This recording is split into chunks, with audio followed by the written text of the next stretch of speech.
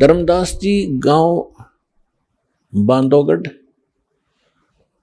मध्य प्रदेश के रहने वाले थे और इतने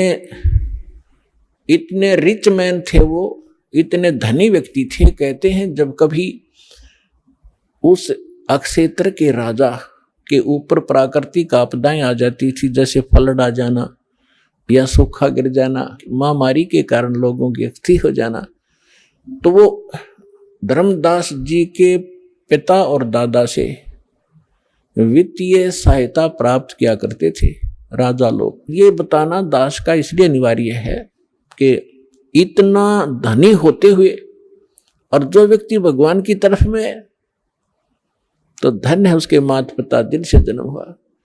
अब उसी गुरुदेव जी के द्वारा बताए गए निर्देशानुसार वो प्रतिदिन श्रीमद् भगवद गीता का पाठ भी किया करते थे,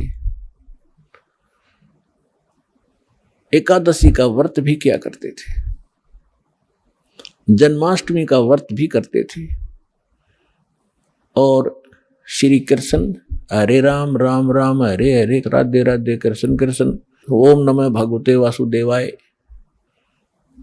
ओम नमः शिवाय, इस तरह के जो भी मंत्र वो जानते हैं हमारे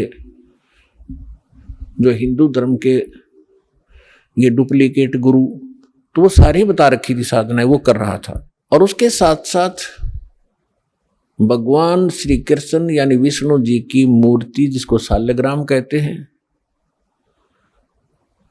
उसकी भी पूजा अर्चना प्रतिदिन करना, जिसको कर्मकांड कहा जाता, कर्मकांड का एक हिस्सा है, वो भी किया करते थे और गीता जी का नित्य पाठ भी करते थे।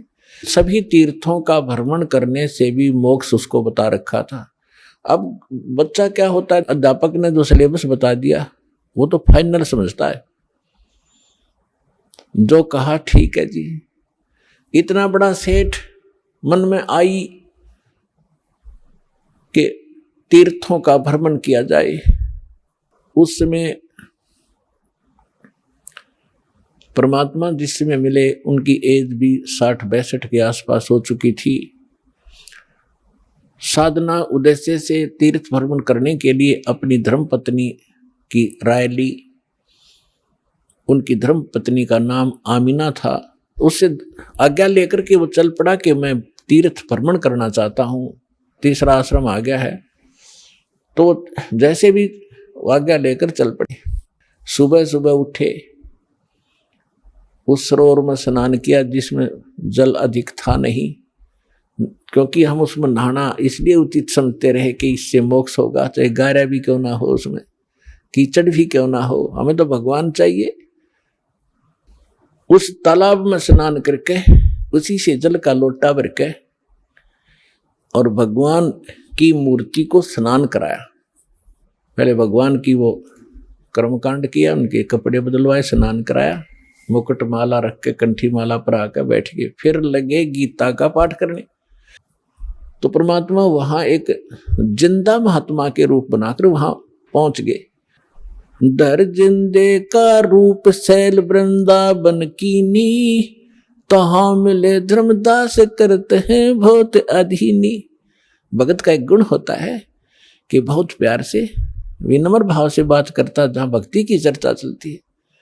तो परमेश्वर जाके थोड़ी दूरी पर बैठ के जिंदा महात्मा का रूप बनाकर 50 फुट की दूरी पर, क्योंकि वो हिंदू थे और परमात्मा की वेशभूषा उस समय उस धर्मदास की दृष्टि से एक मुसलमान की थी, इसलिए उनकी क्रियाओं को दूर से देख रहे थे।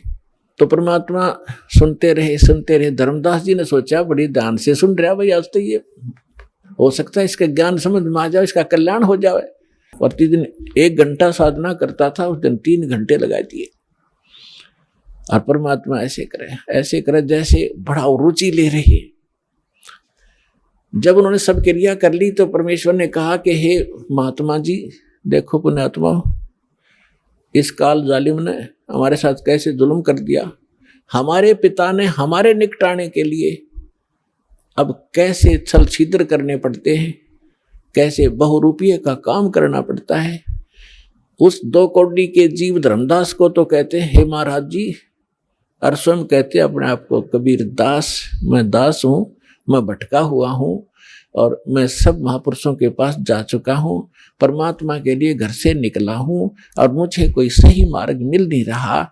आज मैंने आपका ज्ञान सुना, कुछ मेरा खिंचाव हुआ, मैं आपसे परमात्मा की जानकारी चाहता हूँ। कहने लगा, धर्मदास जी ने कहा कि कैसा लगा ज्ञान? कि बस पूछो मत, गदगद हो गया हूँ। कबीर परमात्मा बोले, मैं दीक्षा लेना चाहता हूँ आपसे। मालिक को पता था कि इतना बुद्धिमान है ये, ऐसी गलती करेगा नहीं। तो धर्मदास जी ने कहा, देखो जी मैं तो भक्त हूँ और मेरे गुरु जी हैं रूपदास जी, वैष्णव परंपरा से मेरा संबंध है, हम राम कृष्ण की पूजा किया करते हैं और मैं उनसे दीक्षा दिला सकता हूँ आपको, मैं दीक्षा का अधिकारी नहीं हूँ। अच्छा, एक बात और पूछूंगा मैं आपसे कि मैं साधना करूंगा, राम और कृष्ण की जो जाप बताएंगे गुरुजी वही करनी पड़ेगी, लेकिन क्या ये इस गीता में लिखे हैं? कि बोला नहीं, ये गीता में नहीं लिखे हैं। परमात्मा बोले, गीता का ज्ञान आप बताते हो, भगवान ने बोला। हाँ जी, और भगवान ने इसमें लिखा नहीं। जो मंत्र जाप आप करते हो, जो क्रियाएं आप करते हो, व्रत रखते हो, छठे अध्याय के 16वें श्लोक में व्रत कोई बना किया है? आप एकादशी के दिन भूखे मरते हो। शतब्द हो गया धर्मदास, क्योंकि पुण्यात्मा पहली बार चाहे कितनी सच्ची बात समझा दे पर अंदर स्वीकार्य नहीं होती, उसका रिएक्शन होता है। और लेकिन वो जख्म बना देती है अंदर, ऊपर से चाहे वो कितना बड़बड़ कर ले, लेकिन अंदर जगह बन गई। तो धर्मदास जी थोड़े से नाराज हुए। परमात्मा बोले, देखो जी नाराज ना हो, मैं तो एक शंका का समाधान चाह रहा हूं, आप मेरी शंका का समाधान नहीं करोगे तो कैसी बात बनेगी? धर्मदास चुप हो गया और मन में ये सोच रहा कि तो मुसलमान है, ऐसी बात करेगा ही करेगा। चुप हो गया, मुंह फेर लिया। थोड़ी देर फिर परमात्मा ने कहा कि देखो मेरी बात का प्रश्न का उत्तर तो दो, तभी तो मैं मानूंगा, मेरी गलती हो तो क्षमा करो। और तूने जो भगवान की मूर्ति के स्नान करने के लिए छान कर लाया था, तू जब छाना था उसमें कितने जीव थे तेरे छालने में, वो सारे मर गए। और आप कहते हो जीव हिंसा नहीं करते। तो इतना कहकर परमात्मा अंतर ध्यान हो गए उसकी अरुचि देखकर। अब धर्मदास जी को परमात्मा की जो ज्ञान था हृदय में छेद कर गया।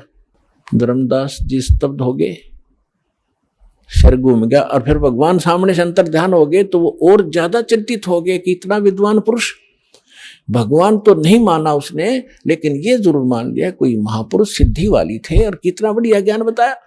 और मैं महामूर्ख, आगे ज्ञान सुना नहीं, मेरी मंद बुद्धि, दुर्भाग्य मेरा। और ये कैसा गंदा ज्ञान मेरे अंदर समा चुका है, मैंने सत्य ज्ञान को स्वीकार नहीं किया। सारी रात बैठकर रो रो कर काटी। सुबह उठा वक्त से उसने सोचा तो रोटी बना ले और फिर खोज करूंगा उस संत का कि तो बैठा पाएगा तो यहां तीर्थों पर। सुबह उठा, एक मोटी लकड़ी जंगल से तोड़कर श्याम ने ला रखी थी, ला के रखी हुई थी। वह मोटी लकड़ी चूल्हे में लगाई, उसके साथ सहयोगी लकड़ी जला करके अग्नि जला दी लगा करके। वह मोटी लकड़ी कुछ गिल्ली सी थी, ज्यादा गिल्ली नहीं थी पर थोड़ी थोड़ी ठीक सी थी। और उसके पिछला हिस्सा जो कटा हुआ था और वो थोड़ी सी थोथी थी, दुरकी दुर होलो थी, उसके अंदर सुराख था, उसमें चींटियां भरी पड़ी थी। खाना बना रहा था, खाना बनाते बनाते सुबह उठकर वक्त से बनाने लगा तो निकट जब वो लकड़ी आई, उसका एंड, लास्ट एंड आया लकड़ी का, तो उसका ध्यान पड़ा।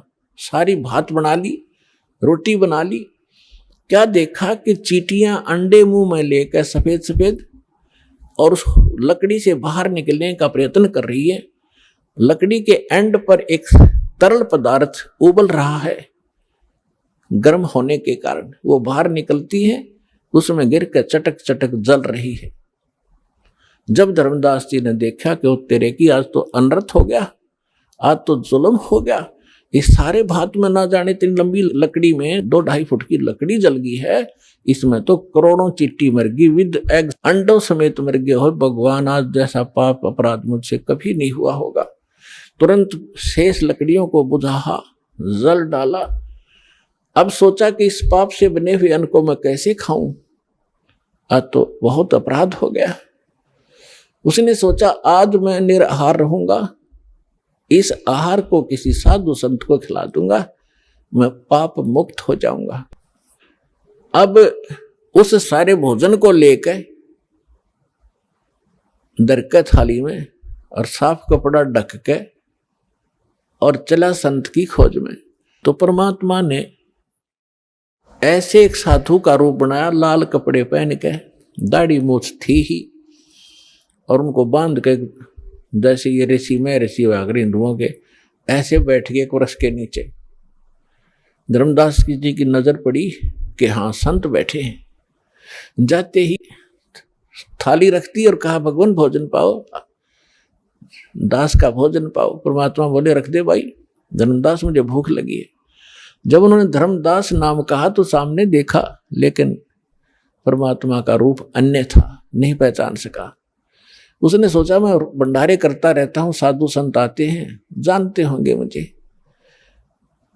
ज्यों ही थाली रखी, परमात्मा के पास एक करमंडल था, लोटा, उसमें से जल उठाया कबीर परमेश्वर ने और उसको मंत्र पढ़ा अन्नदेव की आरती का एक, और पूरी भात पर छींटे मार दिए, उस सारी भोजन पर थाली में।